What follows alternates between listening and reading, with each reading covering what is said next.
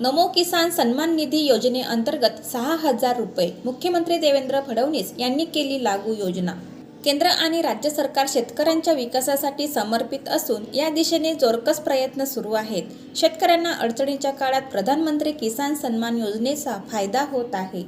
राज्य शासनही केंद्राप्रमाणे राज्यातील शेतकऱ्यांना नमो किसान सन्मान निधी योजनेअंतर्गत 6,000 रुपये देत असून लवकरच हे अर्थसहाय्य 3,000 रुपयांनी वाढवण्यात येणार असल्याची घोषणा मुख्यमंत्री देवेंद्र फडणवीस यांनी केली। मुख्यमंत्री फडणवीस म्हणाले, पीएम किसान सन्मान निधी योजनेद्वारे देशातील शेतकऱ्यांना अडचणीच्या काळात आर्थिक मदत मिळत आहे। या योजनेअंतर्गत केंद्र शासन वर्षाला शेतकऱ्यांच्या बँक खात्यात थेट 6,000 रुपये वितरित करते।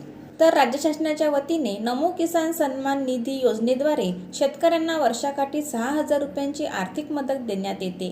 आता राज्य शासन या निधीत 3,000 रुपयांची वाढ करणार असून राज्याद्वारे 9,000 आणि केंद्र शासनाचे 6,000 असे शेतकऱ्यांना आता वर्षाला 15,000 रुपयांचे अर्थसहाय्य मिळणार आहे।